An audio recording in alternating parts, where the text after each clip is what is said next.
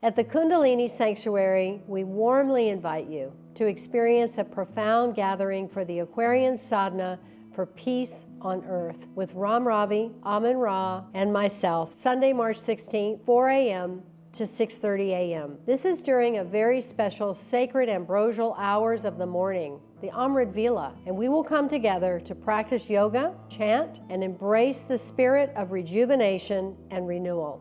This sacred space is not just about self-evaluation and personal growth. It's about honoring the journey that we're sharing and the love that binds us. As we unite in this collective prayer for peace, we cultivate a deeper connection to ourselves and to the world around us. We have so much to be grateful for, and we invite you to share in our joy and our intention for healing.